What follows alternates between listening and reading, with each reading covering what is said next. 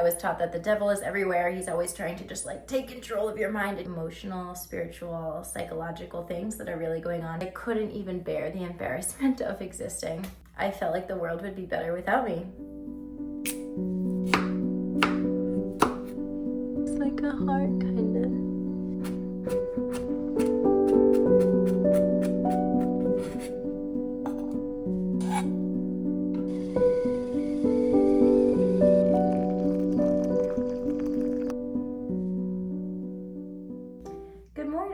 So I just got my bangs cut yesterday for the first time in my life. They look crazy right now. I didn't want this to be your first impression, but I just, woke up and they're all messed up. So I wanted to show you guys something that I'm obsessed with and I do all the time.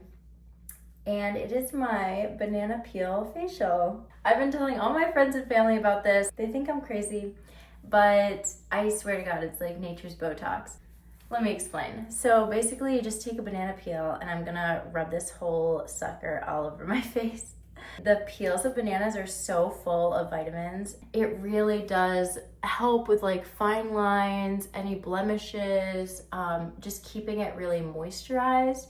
And I kind of use it almost like a gua sha, if you've used that, or like a facial massage, which is great for getting rid of lymphatic fluid that gets stuck in your face and causes puffiness and causes you just to look older and tired.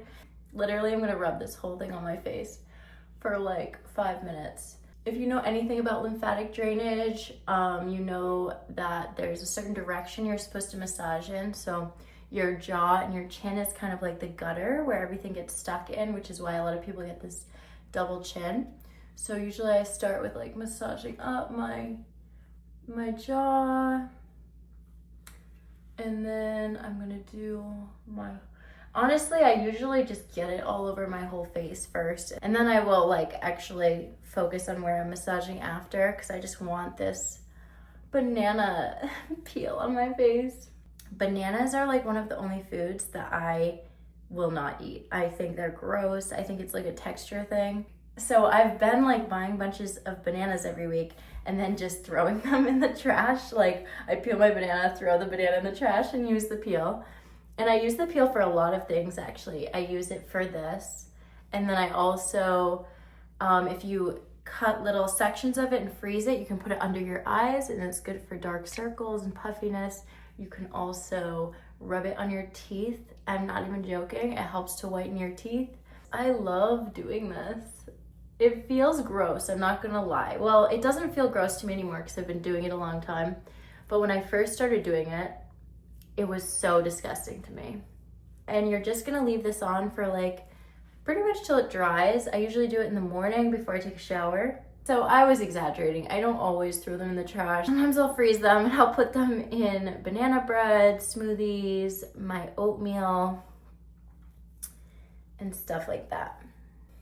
And then I just go down my neck. This is where the lymph fluid drains. It doesn't take that long, honestly. Like this is probably longer than I usually take to do this just because I'm making a video about it. I'm like holding all these peels. Whatever skincare you do for your face, you want to do it on your neck too. Because your neck, the skin on your neck also ages like your face. I have some thyroid scars here from getting my thyroid removed when I had thyroid cancer. So I always go over the scar. I just try to send a lot of love to this area of my body in general. When my scar was healing, I had a lot of pain in this area. So I would like do hot compresses, I would do massage. I would even put a heating pad here sometimes. Sometimes if I'm meditating, I find myself just holding my throat and like taking deep breaths and sending positive energy into this area of my body. When I first got diagnosed with thyroid cancer, my doctor, she was saying, and this is something I also learned in my nutrition program, that oftentimes illness and disease are kind of like an energetic congestion in the body. For example, I have a lot of issues with my throat. Specifically, I think I've had strep throat probably 15 times. I'm definitely a carrier. My tonsils would always be swollen. I saw a massage therapist one time for migraines that I was getting, and he said that it was because I had so much tension in my jaw that it was causing these intense migraines. And ultimately I had this tumor growing, which was growing for years, and then turned out to be cancer, and I had to get it removed. Anyway, long story, just to basically say that certain energy congestion in the body can be a lot of times linked to emotional, spiritual, psychological things that are really going on for you. And the throat, which we know is the throat chakra, is linked to not feeling like you have a voice, feeling like you're not heard, like you're screaming into the abyss, your needs aren't being met, you're not being valued. Sometimes if you're being gaslighted in relationships or abused or put down, which I definitely was. I was in a really abusive relationship in my early 20s, and also growing up in a heavily religious environment that really did not value women. It really didn't value intuition or pretty much anything that you as an individual thought or felt. It was really just about adhering to rules and towing the line and control. And I really struggled as a young adult. And then this wake-up call when I finally got diagnosed with thyroid cancer when I was 21 or 22. And hearing that from my doctor, seeing different naturopaths, and starting to realize like I have a real entanglement with my voice. I had also immense self-esteem issues. I couldn't look people in the eye. I felt humiliated to exist, and I honestly struggled with a lot of depression, a lot of, fantasies about not being alive anymore because I couldn't even bear the embarrassment of existing. I really did feel like completely worthless. I felt like the world would be better without me because I didn't understand what the value of me was. Everything I had learned was about how I had no value in society as a woman, as an individual. I was questioning a lot of things, and that was just seen as like bad, and I was just seen as a really bad girl. I was very rebellious, very outspoken. Now that my face is fully bananaed and gross, I know it looks terrible, but trust me, you're gonna be like, ew, my face is turning brown. I look like a rotting banana, and then you're gonna get in the shower and wash it off, and you're gonna be luminous, I promise. Also, supposedly, if you rub it on your lips, it can make your lips look like more plump. Just rub it everywhere. Pretty much, I'm like the guy from My Big Fat Greek Wedding who just puts Windex on everything. Might as well just put it on our teeth too. Ugh, that's so gross. I don't know if you're supposed to leave it there. Sometimes I do this and then I'm like, I'm sorry if I'm grossing you guys out, okay? Beauty isn't always pretty, okay?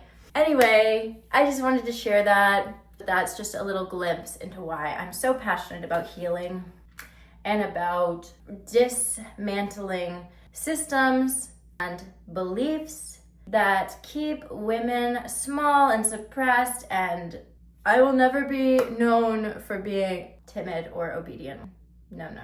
I was not put on earth to obey.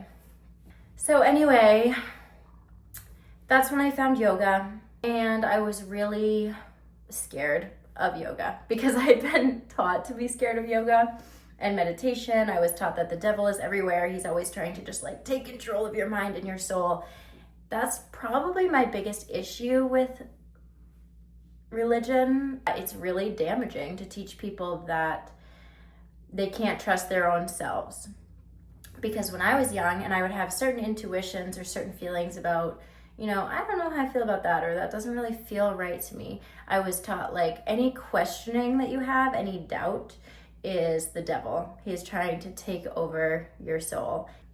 And now that I've gotten older and I've done immense amounts of deconstructing every belief that I've ever had, really, and then I started to realize like, oh, maybe my relationship with God, the creator, the divine source, whatever you want to call it, maybe doesn't have to be a middleman. Maybe nobody has a monopoly on my soul.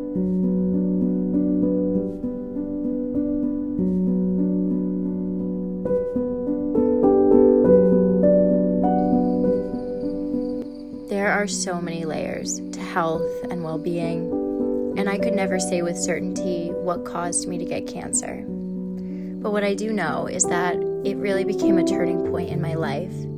And while I changed my diet and my lifestyle, the deeper healing really happened below the surface. Over the past 10 years, I've been learning to find harmony between my body, my mind, my soul, shedding old stories and rejecting beliefs that really never served me. I feel like I'm finally learning to trust my intuition, and this journey is just about reclaiming my voice and remembering that I'm already whole.